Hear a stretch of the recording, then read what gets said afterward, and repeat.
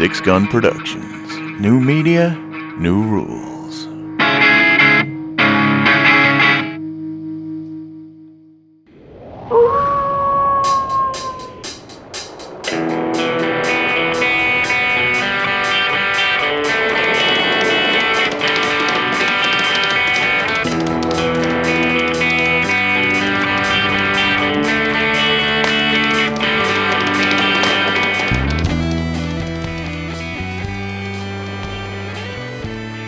Hey everybody, welcome to Linux Outlaws. I'm Fab. Hey, I'm Dan. And today we have a real outlaw on the show. He's got the hat. Yep. So we've got Randal again. Hey, how are you doing? Yeah, I'm doing well. Thanks for inviting me back. And actually, in fairness, it's because you guys said, we ought to have Randal back about 3 or 4 shows ago. You ought to have me back. We had people asking, like, will you ever have Randal Schwartz on the show? And then Dan got tired of saying, we had him on the show, blah, blah, blah. Yeah, really. I'm only good for one show, so it's. I don't know what we're going to talk about this time, but I'm sure we'll figure something out. Yeah, I actually got some listeners who weren't very happy with me because they said, Randal's had you on his show, and why haven't you had him on yours? And it's not fair, and all this kind of stuff. And I said, well, he has been on our show. He's not banned. He's not banned from the show. So it's good to have you back. We should probably just say for anyone who doesn't know, listening to this, anyone who hasn't listened to Floss Weekly or anything like that, which you should do. Yes. But Randal is the host of Floss Weekly on the Twit Network, which is a show about free libre open source software, as you like to call it. And and in case anyone doesn't know, you're a legendary Perl hacker and all-round kind of super geek, aren't you? Mm-hmm. Yeah, and with a Wikipedia page about me, which they can go to find information about me, that almost got taken away yesterday. But not you saner heads. Bloody deletationists. Oh my God! But it's funny because there's only one delete and like 72 keeps, so whatever it is, it worked. And I have to explain. I'm actually also recording video of this, so you're not only an outlaw and legendary hacker, you're also our guinea pig for video interviews. So we'll see how that goes. Video. We don't have any video of Dan because his laptop just died. Literally. Dan is the disembodied voice of this podcast. It'll be fun. As usual. Somewhere from beyond. Somewhere from beyond, Dan's actually speaking to us, yes. Yeah, John Wayne says hello, by the way. He wants his hat back. No. His would have been a much more cool tan color. If you're not watching the video, I'm wearing a black hat, which is, appropriate for this show, actually. Definitely. And It is an authentic cowboy hat, though, that I obtained when I owned a bar in Eastern Oregon for a while out there in cowboy country. I got all outfitted for being a bar owner in Eastern Oregon. So I actually still have my cowboy boots and my cowboy belt buckle. It says Oregon on it, and Is there anything you haven't done? You've owned the bar before. When we were waiting for Dan, you told me you've been a professional comedian. Yes. Wow. I don't know. I think there's a bunch of things I haven't done yet, but probably not things I'd want to do. I think that's the limitation. But, now as I get older, it's sort of strange because I've done a lot of stuff, and I'm actually just aiming to make sure that when I finally write my autobiography, they put it in the fiction section. I think that's my goal, and I'm doing pretty well at that. That's pretty good. You haven't been into space yet, have you? Is that the next challenge? Randal in space? Well, if you add up all the times I've been at 36,000 feet, I think I'm pretty qualified. Okay. Yeah, it's true. You fly a lot. I just passed about 6 months ago. I passed 1 million miles cumulative on Delta. And so I'm now part of their 1 million miler club, and not that it gets me anything except I think maybe a slight bias on upgrades occasionally. But I was really expecting Sam Shepard to come out and hand me my 1 million miler certificate on that particular flight, but that didn't happen. Or at least like a nice pin or something. Yeah, if you haven't seen Up in the Air, that won't make any sense, but that's fine. I want to start to ask you, I actually looked this up. The last time we had you on was episode 117. Which is nice because that was 117. This is going to be 227. So how appropriate. It kind of fits. So what have you been up to since that time? Oh my God. Let's see. So starting right the day after that show. What did you have for breakfast the following day? Since I don't eat breakfast, that's easy. Nothing. Well, let's see. I'm trying to think. That's what, about 2 years ago? 3 years ago? 2 years ago. It must have been ages ago. Yeah, because you do 52 shows a year, so I guess More. it's probably about 100 A little shows. bit. Oh, really? You've done more than 52. Well, So in the last couple of years, I've been mostly working in Southern California. I've had 3 consecutive longtime clients there. I worked for Yellowbot for a while, which is a company that was founded by former City Search people that basically does the same thing as City Search, which is puts together local information about good restaurants and services in an area, and then gives you local search for all that stuff. And run by a bunch of guys that are actually high up in the Perl community. In fact, the Perl.org machine is theirs, and a few more things like that. Did that for about 9 months, and then took about a month off because the contract was over. And I ended up working for Oversea.net for a while. And if you've been watching Floss Weekly, the videos for that, you might have seen me talk about coming from the 43rd floor of the 9th tallest building in LA. Yes. That's because they're in one of those tall buildings. I got very handy at saying that phrase. That was a great gig, too. Oversea.net has about 2.5 million domains that they own. And so if you've mistyped a domain name, you've probably ended up on a page that has a bunch of search terms on it, a little bit of Google ads on the right, and Link the phrase towards the top. farms. Yes, the phrase towards the top is what you want when you want it. If you've ever seen that phrase, or what you need when you need it, or whatever, that's theirs. So I worked for them for a while, and then since February of this year, I've been out in Culver City working for Media Temple, another big hosting company. Again, legacy Perl company that needs to have all their stuff upgraded and updated, and they have to hire somebody like me to come through and sort out the code and beat best practices into people and do code reviews and stuff. And I've just been having a good time there so far. And now I'm switching them over from SVN to Git, finally bringing them into the modern age. Yeah. Yes, It's going to be it's going to be a bit of a craziness because they have all these processes built around SVN, as companies often do, because you can't use SVN by itself. You almost always have to have a wrapper around it. So they have all these bad wrappers. No, sorry, not bad. If anybody's listening, no, they're decent. They're making this work. But my God, it's time to move to something a little bit more modern. So I'm helping them do that. So it's a good gig. It's a good gig. So I know you did a lot of stuff with Smalltalk now. So is Perl still the main thing you do, or do you do? Perl pays the bills. I'm still working on Smalltalk for some other thing. I'm still on the Squeak board for like the 4th year in a row. Funny, by the way. The Squeak board. I'm on this. Yeah, I'm on the Squeak board. Not the squeaky board, but the Squeak board. And I've still been talking about Smalltalk wherever I can. I've actually, my weekend client when I'm in LA is InsightCruises.com, the people that put together conferences on cruise ships. And I'm actually building an application for them to register for the cruises using Squeak. So I'm getting that moving. It's slower than I want it to. It's slower in development time than I want because I only have maybe 1 or 2 weekends a month that I can work on that stuff. But it does mean I'm continuously working. It's like when I go back to LA tomorrow, I will work all week. And then for the weekend, I'll work for Neil and Insight Cruises, and then I'll work another 4 days. Then I fly on a red-eye overnight to Atlanta, and I'm going to DragonCon for 5 days. And then I fly back to Portland for a day and a half, and then I fly up to Vancouver, BC to start a 10-day cruise down the West Coast, landing at places like San Francisco again, which I just came from last night, and end up in San Diego. Then I work for another 2 weeks for both Insight Cruises and Media Temple. Then I fly back to Portland for a day, and then I fly to Rome for another 10-day cruise. Yeah, that's the story of my life. I'm traveling all the time. It's crazy to me, like when they finally get round to inventing the teleporter, you've got the perfect use case right there. First in line. Wow, really? I would I'm the McCoy. I would take a shuttle. I'm not trusting a teleport stuff.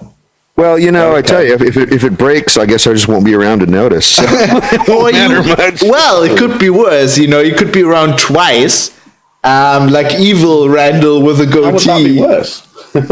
Yeah, really. I think actually, Well, like Multiplicity, the duplicity, whatever, Multiplicity of the show, or the 4 copies of himself. I think the ISC has established that you are already very evil. Working for domain squatters. Well, I could always sleep at night working for that place by realizing that the problem is not. The problem was, you had to mistype your domain names to end up there. So you have to be stupid. To a real legitimate site. Yeah. So you're exploiting stupid people. What's wrong? Yes. I mean, if people are willing to pay for Google ads for stupid people, that's fine with me. It didn't matter much to me. So opportunities kind of guy. Yeah, and now I work for a hosting business. Now I work for a hosting company. The primary product is MySQL and PHP. I mean, I feel bad. I feel worse about that actually. I'm working at Oversea. That's good stuff. Friends don't let friends use MySQL. Truly, they don't. You had to get that in. By the way, I agree with you on that totally. Using MySQL, it's a piece of crap. Especially now with the license tainting and the whole Oracle mess that they put on the whole situation. I mean, at a minimum, if you're not switching from MySQL to MariaDB or Drizzle, please do. Just get away from MySQL. We'll do whatever you can to get away from them. Oracle doesn't need your money. Get the hell out of Dodge. I'm doing that. I'm trying to get the hell out of Dodge. Whenever our website is down, it's MySQL's fault. I can get that has been the case in the last 2 years.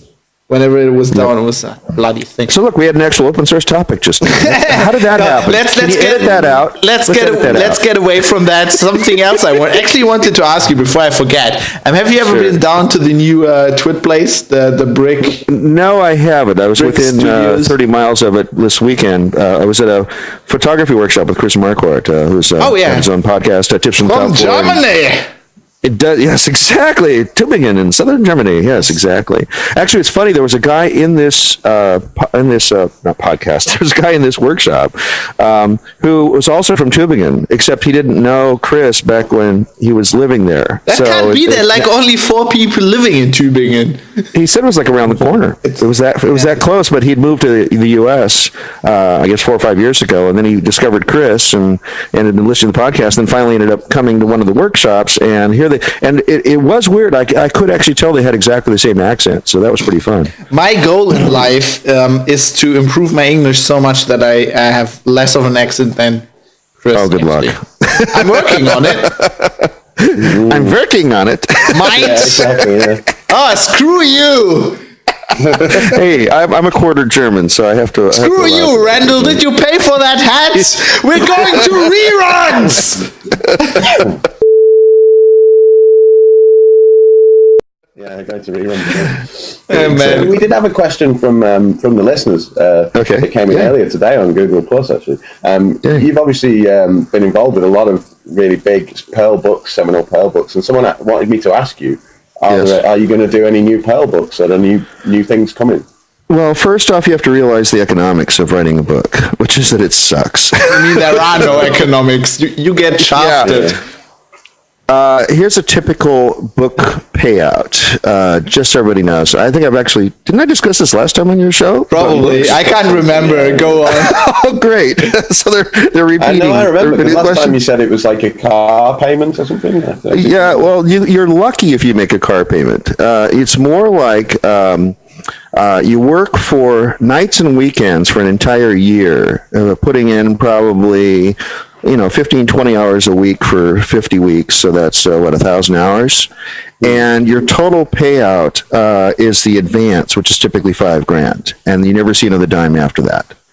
So $5 an hour is basically and that's a successful book. That's about what I make currently. $5 an hour? I should write a little bit more. So it's a little better if you can get leverage. Learning Perl, for example, comes from the fact that we had to create the materials anyway for our class, for the classes we teach at Stonehenge. And so creating the material was about half the time of what it would have been for that size of book. So that already helped. And so it's just a matter of transferring from what we present into monologue form into textual form.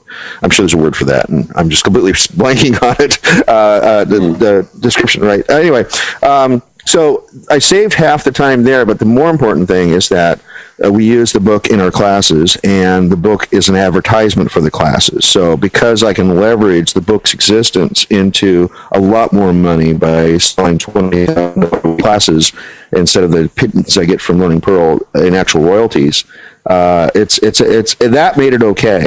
In fact, actually, I had.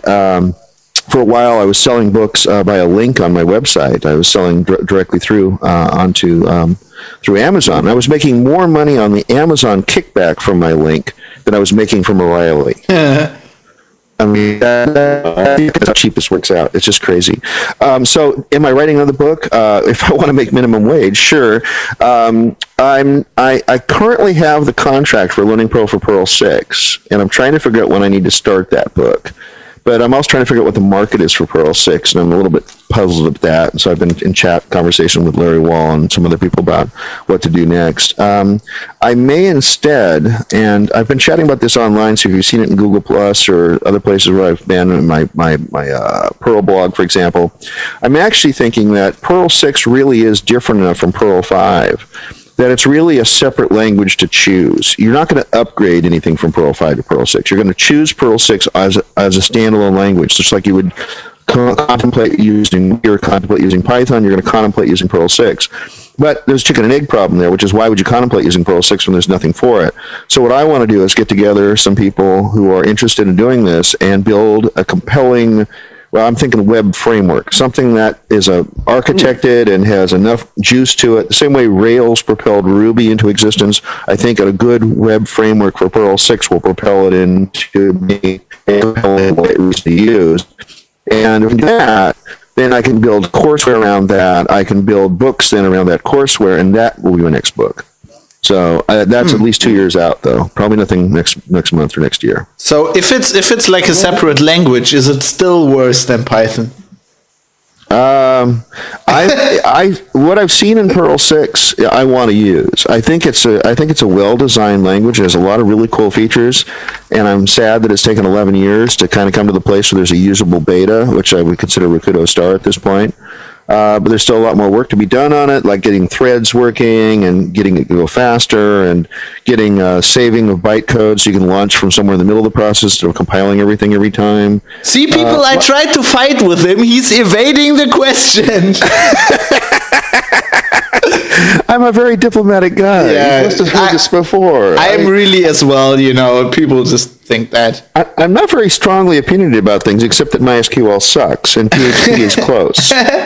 Well, we have one question on Google Plus just now that ties into this. This is Tim Dudek asking, what is new in Perl 6 that should make me learn it?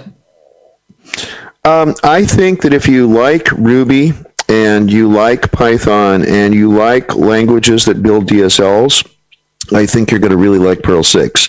The biggest new feature in Perl 6 is the grammars, which is regular expressions, but really opened up and subclassable and pluggable and all sorts of great things. So whatever was really cool about what Perl did with regular expressions for Perl 5, I think you're going to see that happen like order of magnitude more cool in Perl 6. I'm looking forward particularly into that. And given that you've got the fact that you've got essentially regular expressions on steroids in the form of grammars and tokens and things like that, you're going to see Perl 6 really applied well to building DSLs, domain-specific languages, and maybe parsing tasks that were, sort of possible Perl 5, but still kind of a ways out. Like, you won't need to have a separate Bison or Yak. You'll just simply build it in Perl 6 and it'll work. And I'm really looking forward to that. I think that's a compelling reason to have it work. And it's actually one of the things I'm looking at in terms of this web framework, is I'd like to build a wiki engine with it that has very pluggable wiki syntaxes, including syntaxes that are selectable on a per user basis. If you want MediaWiki markup, here you go. If you want Markdown instead, here you go. And it all parses down into an internal structure that anybody can then deparse in whatever language they want, and then reparse it back. And I think it's clearly easy to do with Perl 6, and I'm waiting for that to come around to actually do that. That sounds really cool. Next question from Google Plus. Yeah. Ale or Pils? What or what? Beer. Ale or Pilsner? I like whatever's in front of me. Oh, that's good. I like that answer. That is an answer to my own heart. I really like that. Yeah, and then I have another question, which we actually talked about in the pre-show, but which could be interesting to reiterate. Sure. Dennis says, ask him what his stand is on the GPL. And I think you've been misunderstood on that topic. I have indeed. And in fact, if you listen to the Floss Weekly show where we interview Bradley Kuhn. Oh, man. Yeah, don't get saying Brad. Get that wrong. Sorry, Bradley. Bradley M. Kuhn. Bradley M. Kuhn to you now. Dr. Mr. Kuhn to you now. Herr Dr. Mr. Bradley Kuhn. So that's the one thing I learned in German class when I was in high school was how you like to stack the pronouns. Oh, God, yeah. No. Herr Dr. Schmidt. I don't actually like German as a language that much. It's like it's basically like Klingon. It's quaint, but yeah, prefer English. It's hard to sound like you're not angry. How do you sound like you're not angry? How do you have like sweet nothings to whisper into somebody's ear when you're going? Har, har, har. Well, you can do that as well. For example. If you say I love you, which is ich liebe dich. See, that sounds like you're angry with somebody. No, angry would be ich liebe dich. Du hast nicht. Exactly. I mean, you can say it like ich liebe dich, but you can also say, yeah. Well, I get your meaning.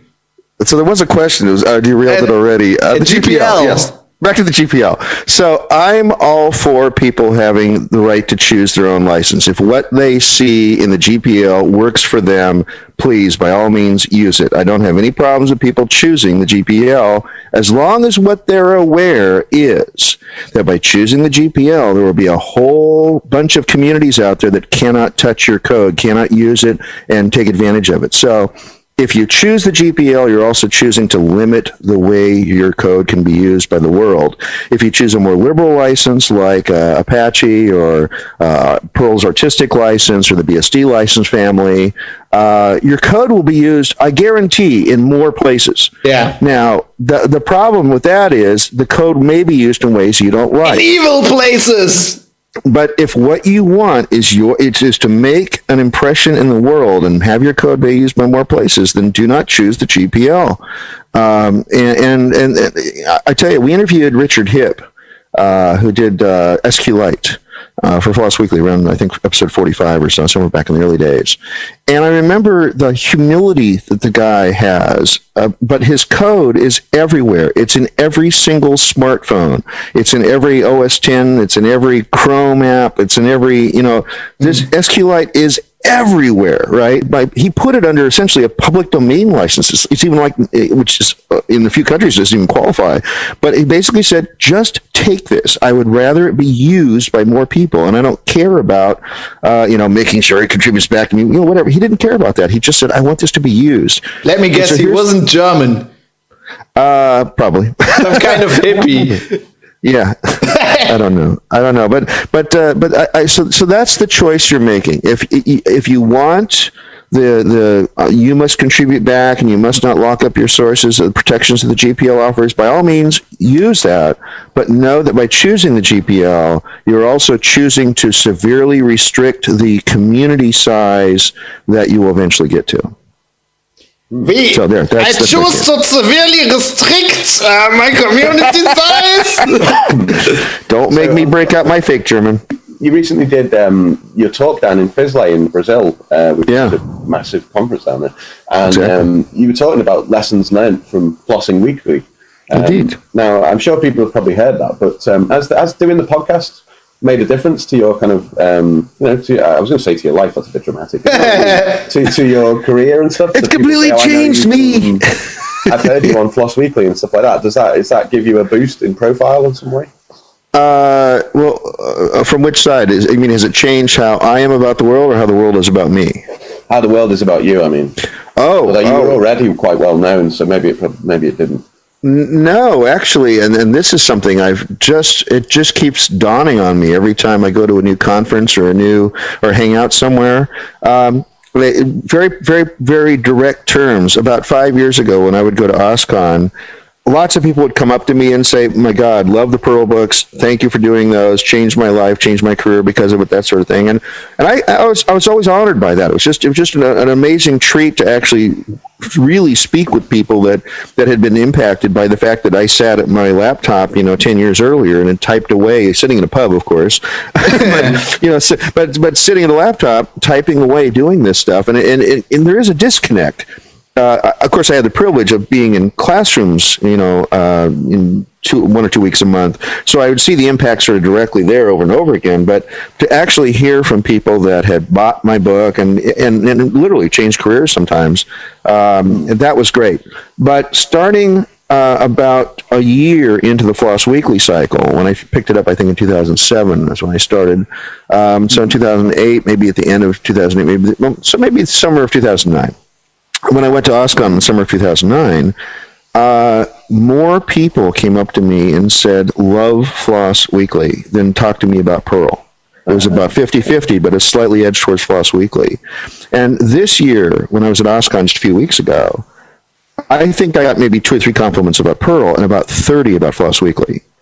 So clearly what Floss Weekly is doing for me is giving me a nice little platform to stand on, certainly, but more than that, to put it bluntly, about 4 or 5 years ago, I was sort of wondering, what after Perl? What would I do next? How would I become, still in the midst of things, because, Perl was waning at that point, because Perl 6 hadn't come along yet, and Perl 5 was starting to be poo-pooed by more people, because the Perl 5 effort hadn't kicked back in, and now they're releasing a brand new release of Perl every 6 months, which is just incredible. The machinery is just like clockwork now. They're already talking about what's going into Perl 5.16. I mean, that's how far along it is. They've already end-of-life Perl 5.10. Which came out 3 years ago, So it's just an amazing machinery going on right now about all this. And but this is before that. I was sort of curious about where my career is going to go next if Perl isn't the big thing anymore. And I'm firmly on ground now with Floss Weekly. It has become my new vehicle, and I'm very happy for it. I'm of the opinion that fame eventually turns into money. I'm waiting for that. We're waiting for Where's the money?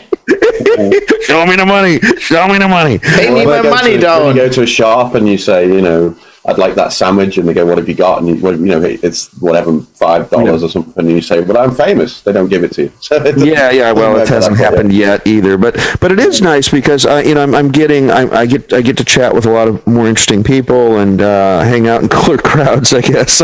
It's not as glamorous as it sounds, but it is really nice to be able to have conversations with people that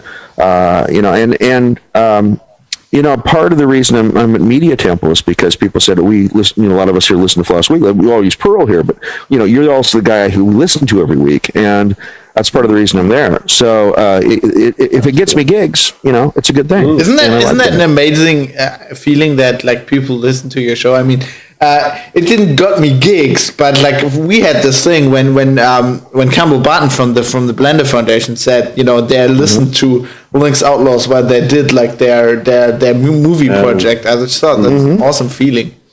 Oh yeah, I appreciate it. I mean, because I'm just sitting here chatting with people on my show, just going blah blah blah, and we're chatting with the guys, and I've gotten some skill about it now. I don't want to make it sound like it's just blah blah blah, but there's just the mechanism behind it. You guys well know how much mechanism goes behind having something like this. And I watch it live sometimes. You can now do the bumper things without 2 tries or something. 1 or 2 takes now instead of 7. It depends on how much I'm giggling before I go in. It's the giggles when they start. Once they start, I cannot stop. It's just horrible that way, but it shows how lighthearted I am most of the time. One of the things about doing Floss Weekly is, we, as yourself, we're often quite busy, and you only have, say, a few hours to read up about a project before they come on, and often when you're talking to them, you're actually discovering it for the first time, and that's really cool.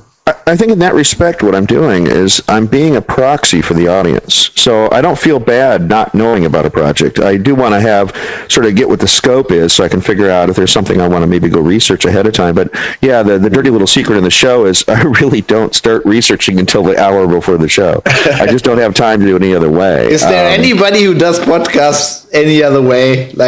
I don't know, but it's certainly not this guy, you know. But it's great because I am generally knowledgeable enough about a lot of different subjects so that I can somewhat, unless it's really enterprisey. God, I hate the enterprisey shows. And I'm going to say that, and nobody's going to listen to those. But no, I love the enterprise shows. We love the enterprise. It's a good ship. Yeah, if there's but if it's something that I can relate to, and especially if it's something about programming that I can relate to, that's really handy. You know, I still consider my main skill to be a programmer because that's what I trained in from the time I was 9, so which is 40 years ago. So I started, you know, when I started being a programmer real early on. And it was only later, by accidents, by serendipity, which is, that's going to go on my tombstone, by the way. Serendipity ruled my life. So, but you know, that later on, I accidentally became a writer because that was the only slot available at the first company I worked for.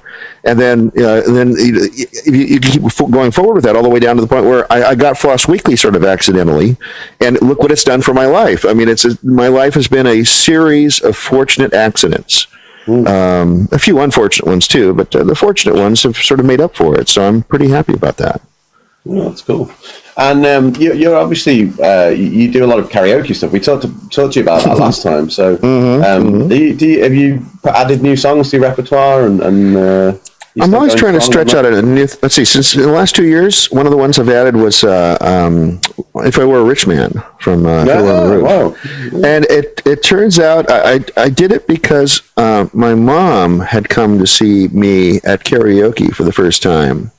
In all these years, she hadn't been anywhere near me when I was singing, so she doesn't like staying up late, so that's part of the problem. But she lives up a couple hours north of here, and so occasionally she comes into town, and so I said, I'm going to do karaoke tonight. You want to come? And she said, well, I'll try to stay up for that. Sure. And she really likes that song. And I thought, I'll give it a try. And it turns out I did it a lot better than I thought I did. So it was a lot of fun. It turns out it's right in the middle of my voice range, which is good. And because it's a physical song, it's an act. You know, there's the sequence of playing in the movie. It's you're moving around, and so I sort of did that on stage while I was busy singing, and as much as I could remember it from the movie, and it was great. It was a lot of fun, and so I've done that probably a dozen times since then. And I've gotten a little better at it, but you know, I still mess up a few parts where the timing's bad, and for me, karaoke is awkward sometimes because in case somebody listening at home doesn't know about this, the words come up on the screen, but not the pitch. So if the music that's backfilling the song doesn't give me a good pitch indicator, then I don't really know where to go with a note, and it's a little awkward sometimes. Tell me about it. I've tried to sing Born in the USA once in my life. I'm not repeating that mistake. I can tell you that. Yeah. Yeah. We had a moment at Lug Radio Live a few years ago in the UK where they had a karaoke in the party in the evening. There's video of that. Don't remind me. There is video of that. We all tried to sign Fab up for the most embarrassing songs we could think of, you know, because it was all that thing of, you know, you go up and submit a song that you want to. So of course everybody does it under somebody else's name. Hey, I wanted to do a song. It's not my fault. I didn't have any Dylan. Oh, we call that karaoke. when somebody puts somebody else up there. Don't need the pitch. Exactly. Well, that's why my very first song was "Taking Care of Business," because that's sort of a growl your way through the song too, you know. Taking care of business every day. So it's that's now you're gonna have to pay a drop fee for that. Anyway. Yeah, right. This is Linux Outlaws. Yes. Yeah, we'll have new media, new rules. Exactly. Yeah. We'll have ASCAP or one of those royalty collecting societies on us probably. Yes. Yeah, that's true. Cool. Have we got any questions from the IRC? What's happening there? I can't see the IRC. The IRC is now discussing Star Trek and Federation flagships. Might have something to do with the fact that I'm wearing the Starfleet badge today. I don't know. No, it's because you talked about the Enterprise earlier. Enterprise software. That was my fault. That's very true. So skipping seamlessly. Oh, the IRC is asking what's IRC. What's IRC? Wow.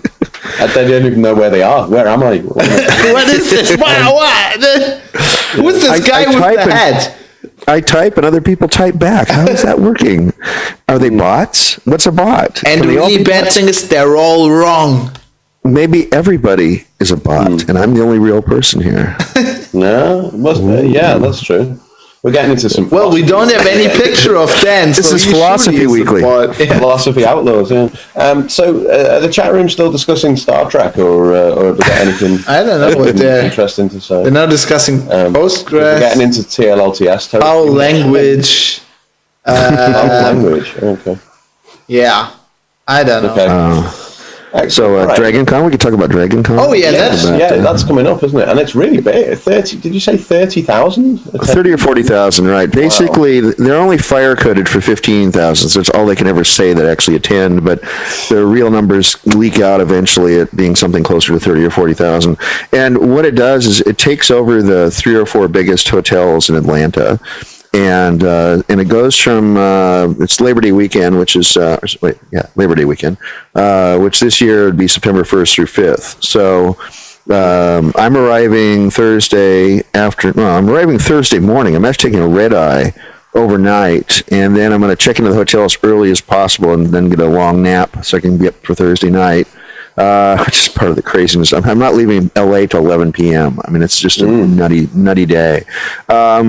I did that actually to save one hotel day. I mean, that's how stupid I am. I'm saving a hotel day. Look at this. I'm saving like $100. And I'm going to be like dead for like the whole weekend. Not smart, Randall. I think in retrospect, you screwed up this time. But anyway. No, not with that guest list. The guest list is awesome. Oh, I know. We've got, Jane is coming from Firefly. Exactly. So we've got Firefly people. We got we have Leonard Nimoy and James T. Kirk. I was looking at the guest list. I was looking at the guest list earlier, and the thing that totally struck me is that chick from Xena, Warrior Princess. You know, the sidekick. Oh, the sidekick. She obviously got older, but man, she just got hotter. Well, it's funny because there are a lot of A-list people there, but there's also a lot of B-list people there, and I've had the pleasure, since I am actually there as a speaker, I get the special guest pass, which is a much bigger badge with a little tag below it, and I get to go to the green room every night. You bragging bastards! And so I get to hang out with these really cool people. Like I remember one year having this long conversation with Mickey Dolenz from the Monkees, and his daughter Amy was standing right there too. Amy Dolen's been in a bunch of movies, and so I got to chat with the two of them for like 20 minutes about Janeway is I don't know what. Yeah, and so a lot of these people show up in the green room. It's generally not the A-list people; it's generally the B-list people that show up. But it's kind of nice to hang out and because people I've admired, television and movie people that I've admired all my life, and I get to stand right next to them holding a drink and saying, the drinks are free, which is always the fun part. I drink my weight there every year.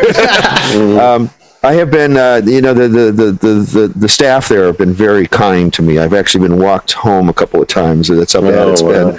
And they still let me come back. They say, look, as long as you don't throw anything over the balcony, we're fine with you. So it's been a crazy time. And also, but during the day, I'm often there in the green room as well. They have just food during the day, food and snacks and soft drinks.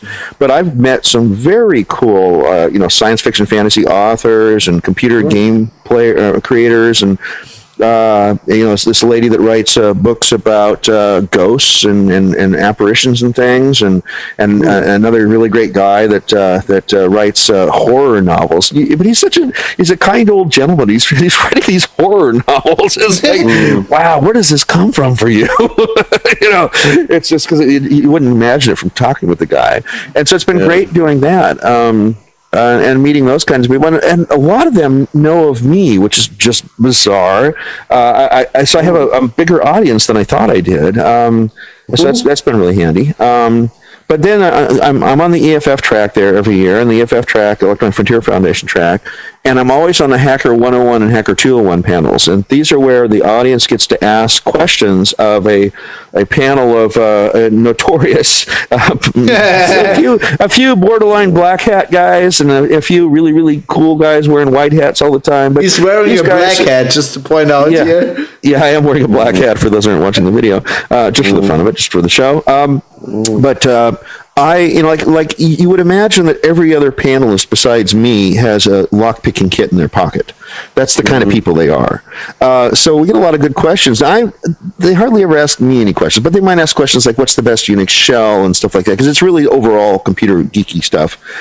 So I'm often not the guy to go to about the questions, but I'm always the color commentary. Because like we had one question one year where the guy was asking some question, and one of the hacker guys, thought about it for a second and leaned over to his mic, and he said, the short answer is no. And I immediately leaned over to my mic and said, the long answer is no. And it was just spontaneous for me. That's just where I go. Being the professional comedian that I am, that's where I went with it, and people laughed, and that was my point. That's what I do there. And so, but also to justify me coming there, not just being on Hacker 101 and 201, I have to have the token, let's give you some other talk to talk about. Now, last year, I was on a panel about Facebook privacy, because that was all the rage 4 months earlier, and unfortunately, got to plan these shows 4 months in advance, right? So I was on Facebook privacy. I went, what the hell do I have to say about that? I don't know what I'm going to say. Short answer is no. No. So what happened was that luckily the other guy really prepared well, had all sorts of notes and things about privacy in the news and things like that. Well, I had the video hooked up to my laptop, and they would talk about something, and I would immediately Google it to bring it up on the page, and so I became the instant human Googler. Every time somebody had mentioned some sort of thing that the host didn't know about, I would Google it and pull it up on the screen, and everybody could see it then, and they're like, oh my God, you just did that so well. How do you know what keywords? I go, I'm a professional Googler. I'm actually good at this. I know what keywords to find things with, and so that's what I did last year, is my token other thing. Man, I want to go to this con. You're just making me envious. This Edward James Olmos, Bruce Boxleitner, bloody Kira and the Reese is going to. No, it's a great show. I wouldn't miss it for the world, unless there's a cruise that particular week. But I've been able to go every single year since I think I went first in 2002 or 2003, somewhere right in there.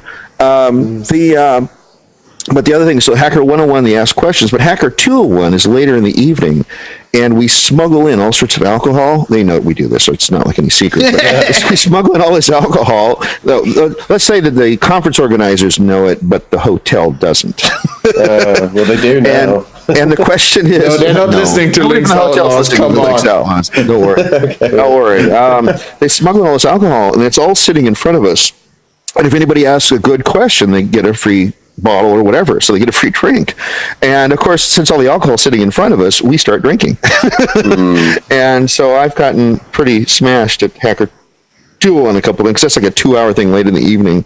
And then about midnight, we also smuggle in a bunch of pizza. So that sounds like my convention. Bloody hell. Oh, sounds good. Hacker 201 is like great. And then the next morning is Hacker 301. I'm not actually on that panel, but the way it's listed is where we talk quietly about hacker things. Everybody's hungover for that particular slot. So that's on Monday morning. And I usually try to stop by, but it's not usually my best moments. So it works out. Yeah, no, it's a great conference. I'm very happy to be there again this year, and I'm also getting to go to a lot more conferences. I covered as press for Floss Weekly, which is a great thing. So I get to sneak into all these conferences, which is great.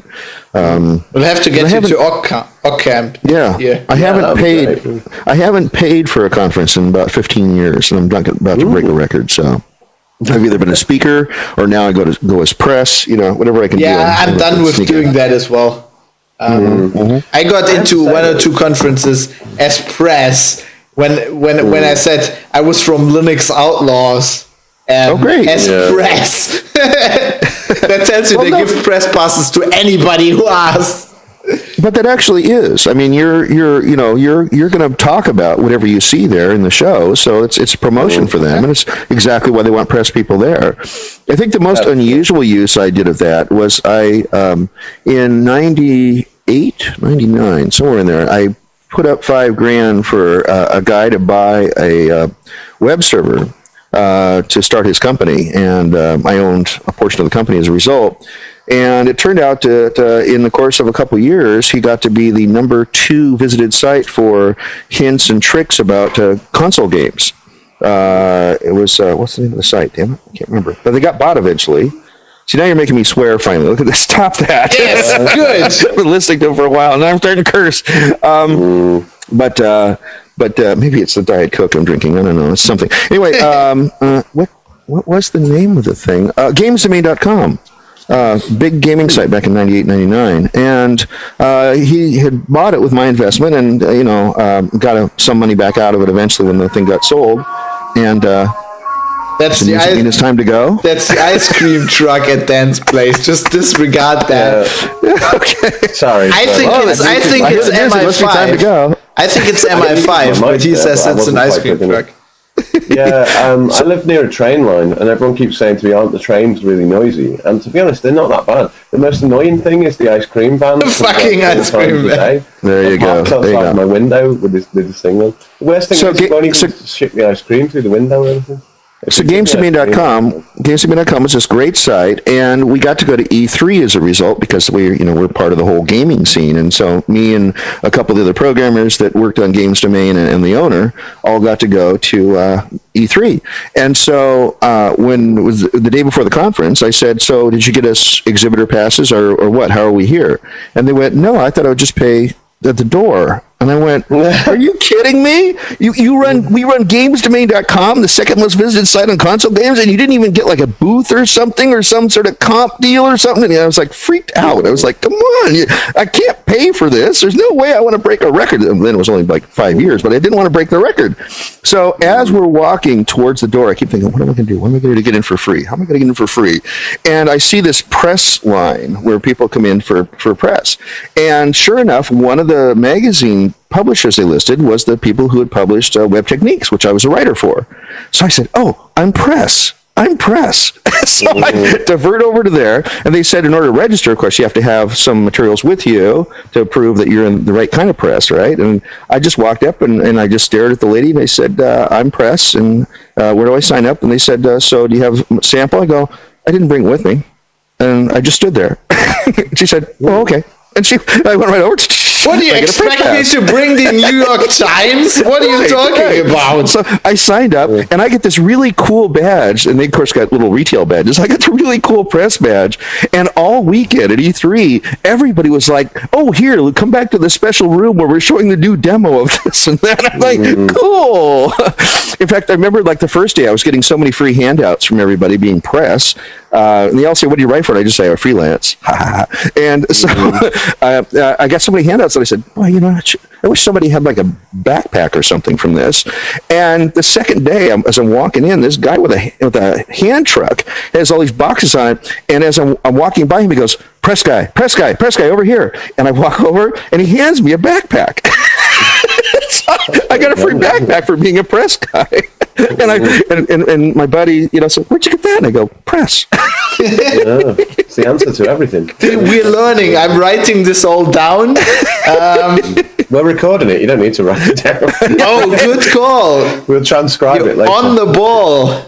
Exactly. So that's where I learned the trick to try to get in as press, because it's a wonderfully ambiguous term. Yeah. So I think, as you said, I'm kind of running out of things to mention now. I think I would, but it is getting to that stage where we should probably. We can talk about Mac Mania 12. We can talk about the cruise I'm doing from Vancouver to San Diego. Well, I can just plug everything I'm doing for the next 6 months. It's really great. Like at the end of Floss Weekly, I always have this list of 2 or 3 things I want to plug, and it always takes like 3 or 4 minutes longer than I think it's going to take. But it's respectful though, because it's right at the end of the show. You guys you can hit stop at that point and just not listen to anything about me. It's fine. But then they miss hearing about Dan, where he's going to be. So maybe they should have a little skip forward. Stop. Press fast forward, Dan. We need channel markers in there. We need chapter markers. There we go. I was going to say, if anybody's still awake, are you telling me I'm boring? What are you saying there, you Scouser, you? I'm in Cologne from 8:30 to 12 o'clock. Well, so Cologne goes. I'm in Cologne in the morning. You realize that you're telling the whole internet. Well, you can go to insidecruises.com/itinerary_G/SA12_itinerary.html and see exactly what I'm saying. Oh, so you live a transparent life just like me. I do live a transparent life. You know me from my Foursquare check-ins. Come on, I'm everywhere. True. I check in. And in fact, now I just announced on Google Plus a couple days ago that I'm actually publishing the webcal of the actual kayak itinerary of exactly what hotel I'm staying at and what flights I'm on. And I don't care. Look, if you're going to hang out in the lobby of the hotel I'm staying at, just be prepared to buy me a drink at the lobby bar. That's all I'm saying. Then it's fine with me. I just really don't care. It's like, what are you going to do with that info? You're going to see it from my tweets and my Foursquare info anyway. I really don't care. So I do live in back at home. You've got good security on your house, I'm assuming. I do. I have a nice alarm system. But everybody knew I was away anyway. What difference does it make if they know precisely where I'm at when I'm away? Except maybe to hook up with me. So there we go. I'm happy to do that. I mean, and as a practical example of that, the fact that I was tweeting that I was going to be in San Francisco a couple days ago, Julie got to come down and hang out with Chris Marquardt, and they hadn't met before, so that was kind of cool. And when I was tweeting about when I was on the cruise in South America and that I was up at Iguazu Falls, somebody who I'd never met but had spent a lot of time online said, "Oh my God, I'm only like 30 miles away from you. What are you doing tonight?" And he came down, and we hang out and had some food and beer together. So it works. It works to be telling people where I'm at, because then I get to meet all these people that I only know virtually otherwise. Free beer. I don't have a problem with it. Yeah, well, that too. I am not above people buying beer. The big question for me has to be, when are you going to cruise into Liverpool? We've got a big port here. We've got an old-fashioned, a history of maritime. I'm trying to remember. Submarine, maybe. Yeah, I'm trying to remember. I'm trying to remember if we've actually ever done an Insight cruise that went to London, and I can't remember. Or Liverpool. That's a different place. Sorry. It's all the same. It's all Britain. Well, we're on the coast. London's not on the coast. They have got a Thames. It's all within 30 miles, right? Or how many kilometers? Yeah. Well, you guys use miles. Everyone in London, of course. I know everyone in Liverpool and everyone in London, and I'm related to all of the Beatles. Well, the first and only time I've been in London is I was actually up in Cambridge giving a lecture at a group of human genome researchers, because Perl was heavily used there, so I got to be a keynote speaker for the conference. Yeah. And I had one day to kill before the actual conference, and so I looked up, and sure enough, there was a place that would take me out to Stonehenge. And I really, really, really wanted to go to Stonehenge. So that required getting up at 5 a.m. to take the train down, which is like an hour and a half to get back down to London. And then I had to get a cab to get over to the hotel where they were picking people up from. But there I am finally. I'm at the hotel. And luckily they all spoke English, not like some places I go. But that funny accent. Anyway, so we get in the bus, and there's like 15 of us, and I tell the guy, I'm wearing my Stonehenge hat. I have my Stonehenge shirt on, and so I said, I definitely got to go see Stonehenge. He went, well, why are you wearing a hat and a shirt? And I said, because my company is Stonehenge.com. And I stole that domain. Yeah, I did. And so I kind of, so I really have to see this. So Stonehenge is the last place we're going to go. But so we saw, was it Westminster Abbey or something? Yeah, Westminster Abbey. Yeah. And some other old stone circles and things like that. So it was kind of cool. Anyway, so of course at every stop, I'm telling the bus driver, the tour guide, I say, I'm actually kind of famous, and he looks at me and he goes, "Oh, you Yanks, you think you're all famous, right?" Again, I said, "I have some books and stuff, and people like me, and I'm actually here. People like famous, me. It's good, right?" And he just goes, "Yeah, you Americans, you think you're all like really famous." And so at lunch, I swear this happened. I was at lunch. I'm sitting across from this lady, and I introduce myself, and she goes, "Oh, I have one of your books." And I dragged the tour operator over, and I say that again. He says, "I have one of his books." See, I'm famous. He says, you are actually famous.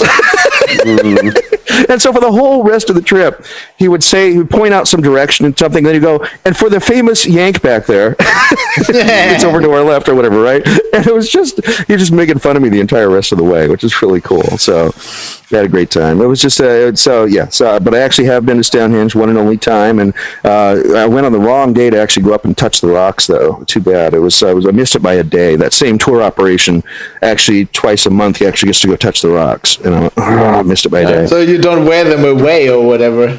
Yeah, but the rain was coming down at a 45-degree angle, and the camera that I was using, the little Coolpix 900 or 990 or whatever, is one we could flip around and you could still see the screen while you're shooting over your shoulder. So I actually got some pictures of me, like thumbs up, wearing my Stonehenge shirt and hat, and the rain coming down sideways behind me. And there's the rocks. So I've actually got to take a picture of that, and that was like the last picture that camera took. It died that night, and at least I got the memory card out and I was able to get the pictures. So didn't have it for the rest of the trip, but it's too bad. So yes, I've been to Stonehenge. Oh, and I go into the little the gift shop at the end of at Stonehenge, and I go, and of course I found a poster that had Stonehenge in a nutshell.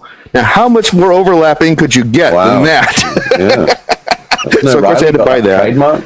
Yeah, exactly. I was going, my book is a nutshell book, and it says Stonehenge in a nutshell. There we go. In fact, the general email address for O'Reilly, if you have general questions, is still nuts@O'Reilly.com. That was their original email address for the Nutshell book. So nuts. You can write nuts@O'Reilly.com and ask general questions, and they'll direct you to the right department. It's so funny. It's still there. Anyway, so I grab a couple more small things, anything I can fit and carry on. So I had to grab a couple of tiny things, and I get up to the counter. And I say, I'm so excited to be here. I'm so excited to be here because it's my first time at Stonehenge, and that's the big company name that I've been using for like 18 years. I'm Stonehenge.com, and I was just really excited because I was like here, and so in perfect low-key British humor, the lady pointed at my hat and said, "Oh, that's why you have your own hat then." Yeah, sounds about right. They were like, laughing. "You bloody Yankees stealing our domains!" And she knew it wasn't one of their hats. I was like, "Oh, that's why you have your own hat then." It all makes sense. First, he was working for a domain squatter. Then he stole Stonehenge.com. It's all part of the master plan. I was curious. Maybe they wanted the domain name, and then they would have let you touch the rock. That's what it was about. It was the domain name. We let you touch the rock. No, I think I'd hold out for more than that. I was going to say, we should do a wrap up, and you can tell us where everyone can find you. But we've already said Stonehenge. He plugged everything. I know. Anything left to plug? Let's see. I am available for Perl consulting and training. I still do all that. And although I have a full-time client right now, you never know when they'll say, "Well, we've had enough of you." So it does happen. I'll hate to disappoint you, Randall, but I don't think most of our listeners will be able to afford that. Well, you never know. I am competitively priced. I nearly got him to say I'm cheap. I nearly got it. Nope. No, never say that you're cheap. That doesn't look good. Well, when people ask me occasionally, "Are you free for something?" and I go, "Nope, I'm competitively priced." That's pretty good. Excellent. So, I don't know. Anything else you want to mention, Fab? I know we could talk all night. No, let's wrap this up. I need a toilet break, man. Are we in the 2-hour mark now? 2 hours? No, but it's 1.5. It's getting close. Okay. That's not bad. It's competitively priced. That's got to be the title for this show, I think. Competitively priced. Could be a good title for this show. Either that or show notes in Emacs. I'm not sure which. One or the other could have made sense. Cool. So obviously don't forget to tune in to Floss Weekly, where you can hear Randall and assorted other strange co-hosts like myself. That's twit.tv/floss. Twit.tv/floss. Yep. And obviously we've mentioned it lots of times, but if you can go to Stonehenge.com, you can use Randall's ye olde email address that he's had for 20 years or more. Yep. And I would like to point out that we have a dentist in the IRC who would probably say that you actually really should floss daily. Yes. We get that a lot. Actually, Floss Weekly is getting picked up by some sort of auto tweeter on Twitter. Oh, boy, I said that wrong. On Twitter, there's an auto tweeter that is doing all the dentist-related things, some sort of dentist group out of Washington, D.C., and every time I talk about Floss Weekly, they retweet it. Awesome. So there's damn dentists to get everywhere. Some sort of dental group or something. It retweets my Floss Weekly podcast announcements all the time. Well, that's quite cool. I'd like to know how many people tune in from the dentist community. I get disappointed that the dentist community. About actual floss. Yeah. Well, maybe I should mention that in this week's opening. I can say, by the way, if you're listening to this show for dental hygiene tips, please don't. The opposite of that. Excellent. All right, and well, it's always a pleasure talking to you, Randall, and thank you for coming on and persevering with all my computer hardware failures and things. Oh, not a problem. I completely sympathize. Yeah, I think tomorrow I'm going to have to go and get myself a new laptop the way things are going. It's reached that stage where I can't put it off anymore. I'm one of these people who will wait until it actually physically falls apart before I go and replace it. I don't know why, but there we go. Kickstarter, man. Well, I'm prepared to say I am cheap, not competitively priced. So that's probably what I've got to do. I think we need a Kickstarter project.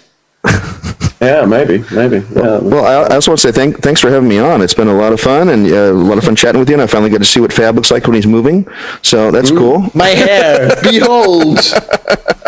Indeed. It's really strange, because I've listened to the audio for you guys for so many years. First off, meeting you, Dan, and then, seeing you on the video for Skype for our show. And he's bigger than he sounds, right?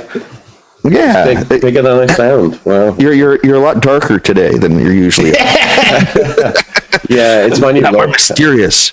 How does this? Does this sound mysterious? I was going for ruddy mysterious. Yes. Okay. Yeah, I'm going through a Johnny Cash phase. That's why I'm all black. I'm the man in all black. Well, I actually am too. I'm wearing my travel clothes, which is black pants, black shirt, black shoes, and actually black hat, which is sort of weird. Yes, but no, I don't typically wear the black hat, but there it is. Yes. Any color you like, as long as it's black. Well, I wear all black when I travel because I'm afraid of spilling something and then ruining the shirt. Whereas if it's black, it's no problem. I can just simply. I can ignore it because I'm a guy. If I was a woman, I'd have to worry about that. Security, though, doesn't that attract the attention of the security guards? Black guy in all black, No, although as a test, I've occasionally worn a sort of blue shirt and black pants, like they dress in, just to see if that make any difference, and I don't get treated any different. I can tell you what makes a difference. What's that? Get dreadlocks and put little rings with skulls in it.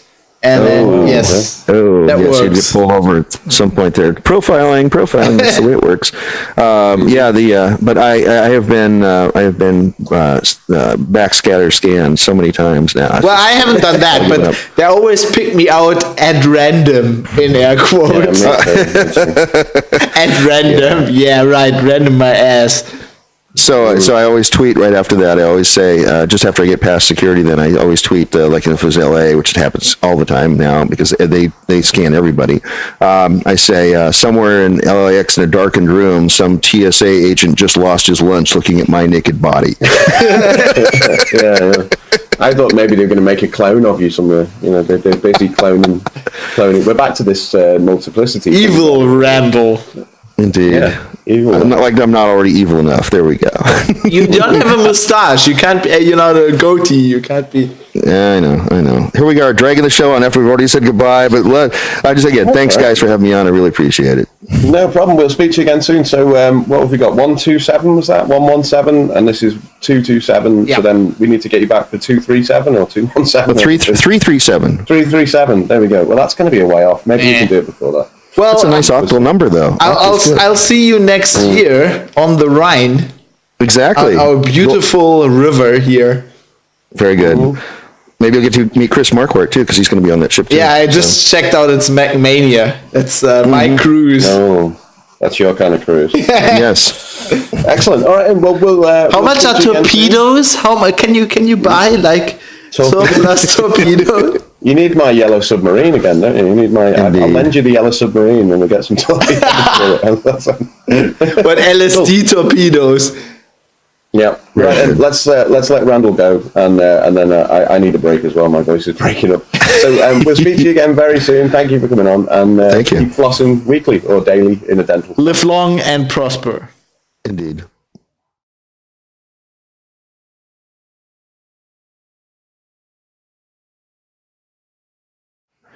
I need my hat off. Yeah, I can put my quick fizz on.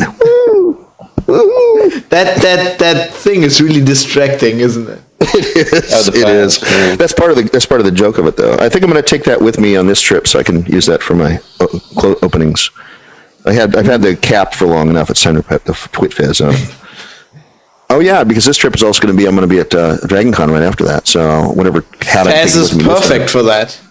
Yeah, it's really weird now because now I'm gone for 3 weeks at a time. I have to sort of plan all the stuff I'm going to take on this particular trip. Like am I taking my camera gear or not? Which hat am I taking? Which T-shirt am I taking? Because I only have like one T-shirt generally. I have a lot of work shirts, but only one T-shirt. So I have to decide which of my many T-shirts that I'm taking. So it's all kind of crazy that way. Sometimes it's Floss Weekly T-shirt. Sometimes it's the Twit Army T-shirt. Whatever it sort of works out. I have to say, when you mentioned that William Shatner's going to be there and everything, I've got a really great mental image of you two in the green room and him coming up and going, "So, Randall, tell me about Rakudo Perl." That would be really good. Except Shatner never shows up in the green room. None of the, like I said, the A-list people generally don't. So it's just the B-list people. So like Denise Crosby and stuff. No, Leonard Nimoy was in search of. He was in search of, man. He's cool. He was on the panel last year when Shatner and Nimoy were in front of everybody. The first question Shatner asked was, "Why didn't you get me in the new Star Trek movie?" Because of course Nimoy was in it as the old Spock. Yeah, and I think his response was, "I think we called you." Okay. I don't get it. I don't get the A-list people. Well, why is Denise Crosby B-list? Oh come on, Tasha Yar. She was killed off after the first season. She's awesome, man.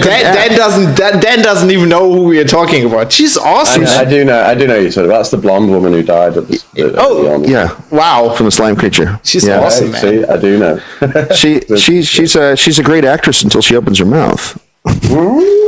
Well, there's a lot of people like that, I had a debate recently on Google Plus. I'm a hobby thespian, and somebody wanted to debate me on the fact that say thespian there. Thespian, yeah. How much of a great Shakespearean actor Shatner is?